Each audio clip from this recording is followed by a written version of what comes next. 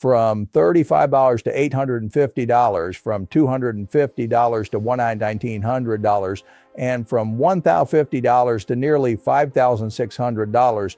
Three enormous moves spread across three different eras under three completely different geopolitical and economic backdrops.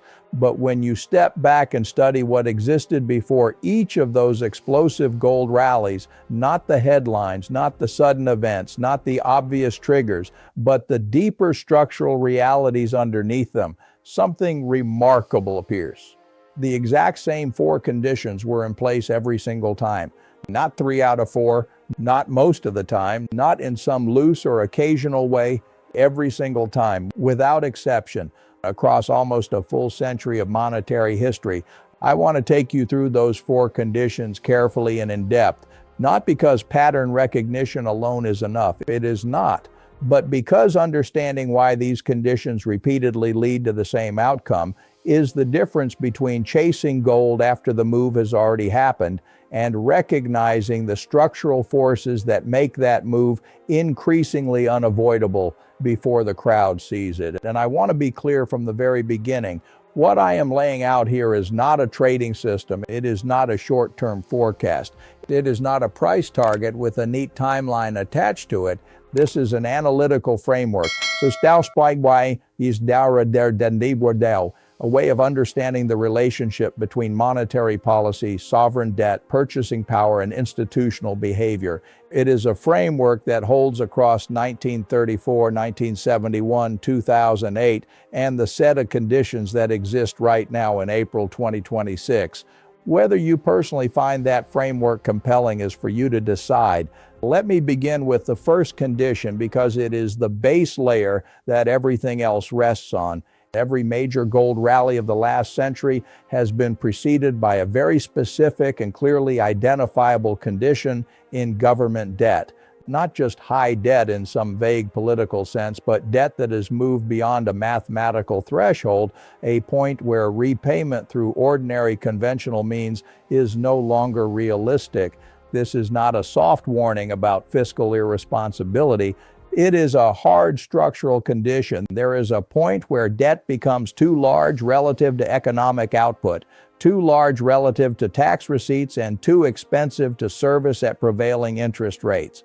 Once that threshold is crossed, a government is left with only two real choices: either default openly or default silently by destroying the value of the currency in which that debt is owed.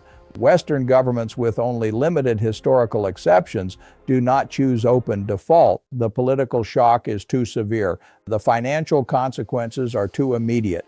The fallout is too difficult to control. So what do they choose instead? They choose the second path. They inflate, they print, they create money. They reduce the real burden of their debt over time by making each unit of the currency worth less in terms of what it can buy. This is not a speculation about what governments might do under pressure. It is a description of what governments have already done again and again under exactly these circumstances. In the 1930s, the United States entered the Great Depression carrying a debt burden the government could not manage through normal methods.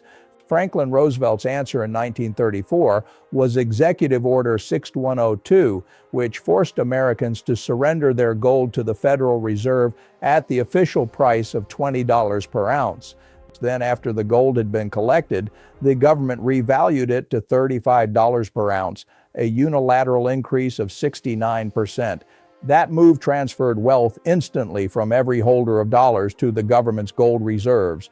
Overnight, the purchasing power of the dollar fell accordingly. The mechanism was direct and brutally simple. Seize the hard asset, reprice it upward, and impose the loss on anyone holding the currency. In 1971, the mechanism changed, but the underlying condition was exactly the same. The combined cost of the Vietnam War and Great Society spending had pushed U.S. government expenditures far beyond what tax revenues could sustain. Debt was being monetized through dollar creation. Foreign governments, especially France, could see clearly that the dollar's gold backing had become a fiction, that far more dollars had been issued than there was gold available to redeem them. So they started demanding gold at the official $35 rate. The resulting drain on U.S. gold reserves threatened to empty them altogether. Nixon's response was to shut the gold window, ending dollar convertibility unilaterally and severing the remaining formal link between the dollar and hard money. After that, the dollar lost roughly 30% of its purchasing power over the following decade. Gold exploded from $35 to $850. In 2008, the debt crisis looked different on the surface because the initial problem was not mainly sovereign debt, it was private financial sector debt.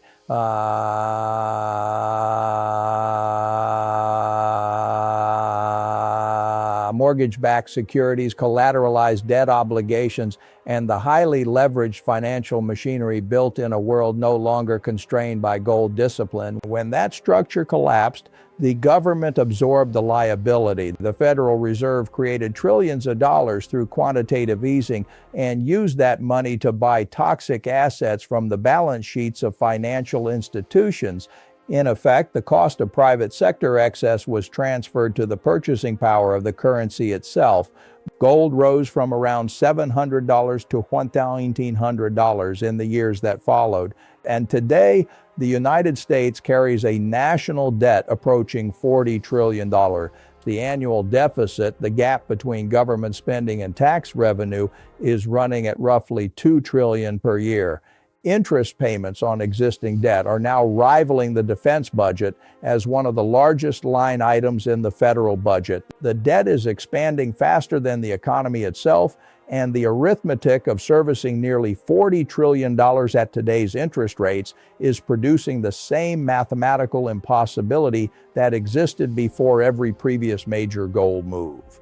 It is the same core problem, an obligation so large that it cannot realistically be met through growth, taxation, or any conventional fiscal combination.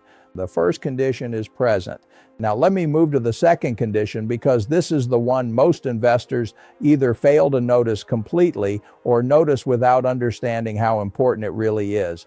Every major gold move has been preceded by a fundamental change in the rules of money. Not just a policy tweak, not just an adjustment within the system, a restructuring of the system itself, a moment when the government changes the terms of the unwritten contract between citizens and their currency.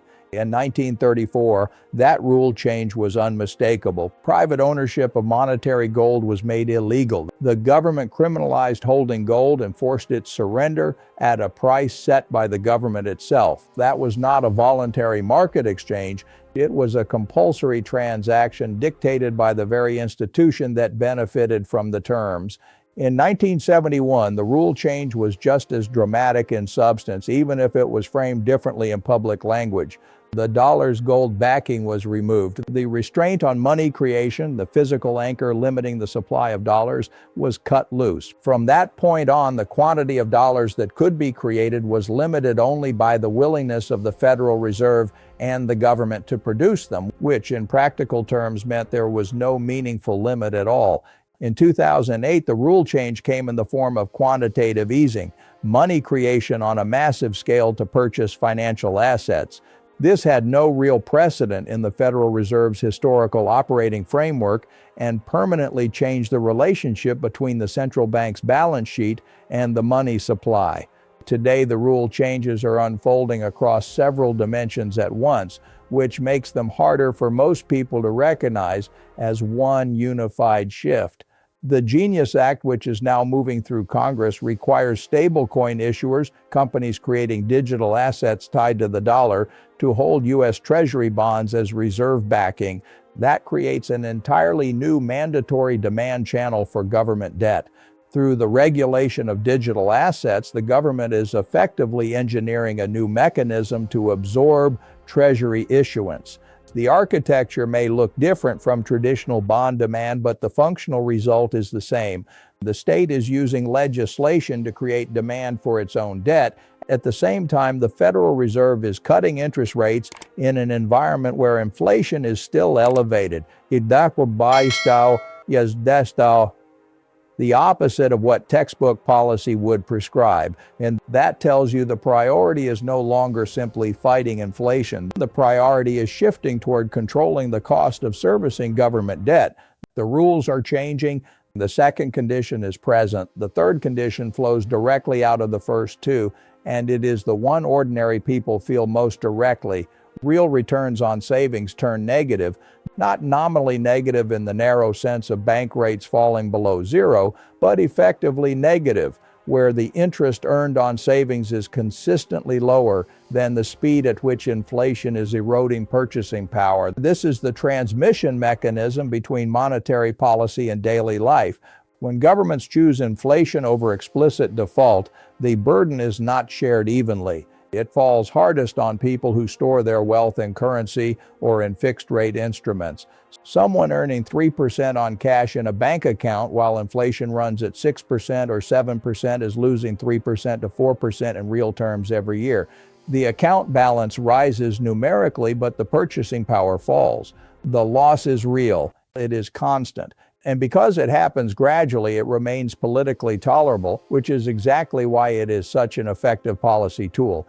After Nixon's move in 1971, inflation in the United States climbed to 14%. Savings accounts and treasury bonds paid returns that were deeply negative once adjusted for inflation. The real value of a dollar left in a savings account in 1971 was cut roughly in half over the decade that followed. Those who understood what was happening and shifted out of cash and bonds into hard assets protected their wealth and often multiplied it in real terms. Those who stayed in cash because the nominal return looked positive quietly watched half their purchasing power disappear. After 2008, the Federal Reserve pushed interest rates effectively to zero. For nearly a decade, the safest dollar-denominated assets paid next to nothing, while inflation, even by official measures, ran above those yields. Real rates were negative. People who had retirement savings parked in government bonds, as pension funds and conservative investors had long been encouraged to do, were guaranteed to receive back less purchasing power than they started with. During that same period, gold rose from roughly $700 to $1,900. Not because gold suddenly became intrinsically more valuable in some magical sense, but because the dollar became less valuable, while gold, unlike cash in a savings account, does not decay through monetary dilution. And today, that condition is back again. Official inflation is above what most retail bank deposits are paying. Real rates are negative in the sense that actually matters, in the sense of what your money can buy after sitting still for a year. And the direction of Federal Reserve policy, which is cutting rates into inflation rather than decisively against it, strongly suggests that this dynamic is not about to disappear. It is likely to continue. It may even intensify. The third condition is present. Now we come to the fourth condition, and in many ways it is the most important of all, because it reflects the behavior of the institutions with the deepest understanding of monetary systems and the longest time horizon on Earth: central banks. In every major gold move of the past century, the final confirming signal has been what central banks themselves were doing. These are not emotional institutions. They do not chase narratives. They do not react impulsively to social sentiment. They are run by economists, analysts, and reserve managers who study monetary history professionally, who work with data ordinary investors never see, and who allocate reserves with multi-decade time horizons. So when central banks change their posture toward gold, when they move from selling to buying, or when they sharply accelerate their accumulation, that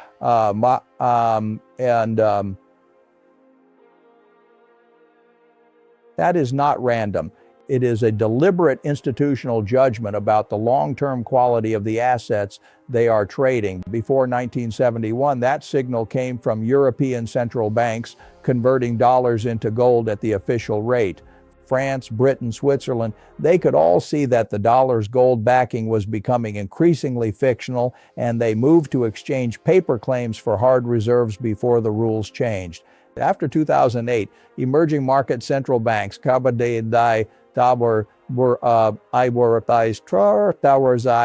were across Asia, Eastern Europe, Latin America, and the Middle East. were shifted from being net sellers of gold to net buyers for the first time in decades.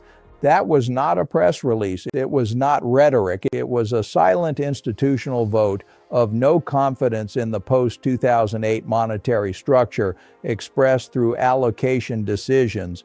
Quiet, steady, persistent. And today that signal is stronger than at any other point in the last century. Central banks around the world bought more than 1,000 tons of gold in 2025. The list of buyers includes Poland, China, India, Kazakhstan, the Czech Republic, Turkey, Brazil, countries with very different political systems, different economic structures, and very different relationships with the United States, all reaching the same conclusion. Goldman Sachs has described this as the most aggressive central bank gold buying cycle in modern history. And most importantly, the motivation is not mainly about chasing returns. It is about reserve diversification away from dollar-denominated assets. That is a rational response to two realities. First, dollar reserves are now understood to be subject to political discretion, as demonstrated by the freezing of Russian assets in 2022. Second, the long-term purchasing power of the dollar is vulnerable to the exact fiscal and monetary forces I have already described in the first three conditions. So the fourth condition is not just present, it is more advanced, more widespread across sovereign institutions, and more openly acknowledged than in any previous cycle. Now let me be very direct about what this framework does and does not tell you. What it tells you is that the same four structural conditions that preceded every major gold move of the past century are all present right now at the same time. These are not superficial patterns. These are deep monetary mechanics, the way systems behave under fiscal stress, the way governments respond when debt becomes too large to service conventionally, and the way the most informed institutions in the world reposition when they recognize that shift. What this framework does not tell you is exactly when the move happens. Timing is the hardest part. The gold bull market of the 1970s, from $35 to $850, took about 9 years to unfold, and during that move, gold suffered a brutal 47% drawdown from peak to trough between 1974 and 1976, right in the middle of what ultimately became the greatest gold bull market of the 20th century. The investors who sold into that collapse, convinced the bull market was over, missed the later surge from roughly $110 to $850. The investors who understood the structural backdrop and stayed with the position through that drawdown captured the full move. That is the most important practical lesson history gives you.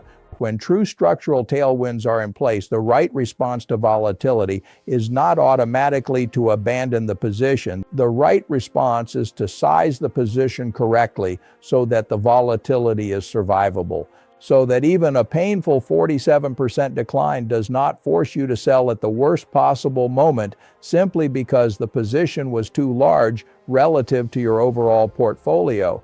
Position sizing is not the glamorous part of this discussion. It is not the part that creates excitement. It is not the part that drives engagement. But it is the part that determines whether someone who correctly identifies a structural multi-year trend actually benefits from it or gets shaken out by the very volatility that always comes with meaningful moves in real assets. The way I think about precious metals inside a broader portfolio is not based on some rigid percentage. It depends on the strength of the structural signal, how many of the four conditions are in place, how developed each one is, what the behavior of institutions is revealing about the direction and speed of the shift. And when all four conditions are present together, as they are now, the case for a meaningful allocation to gold and silver, not as a speculative gamble, but as a serious structural allocation inside a diversified portfolio, is as strong as it has been at any point in the last 100 years. The historical record suggests that the people who understand this framework, who position themselves accordingly, and who have the discipline and patience to stay through the turbulence of a multi-year structural move, are the ones who look back 5 years from now and understand why this period mattered. The people who stare at gold every day, reacting emotionally to each swing without understanding the structural forces behind it, are the ones who historically end up doing the opposite of what works. They buy into excitement, they sell into despair, they follow emotion instead of structure, and the historical record is remarkably consistent about where that leads. The four conditions are here. They were present before every major gold move of the last century. Understanding why those conditions lead to the outcomes they lead to does not guarantee the future. Nothing can do that. But it is the most honest, most disciplined, and most analytically sound way to think about where the monetary system may be heading and which assets are structurally positioned to preserve purchasing power as that transition unfolds.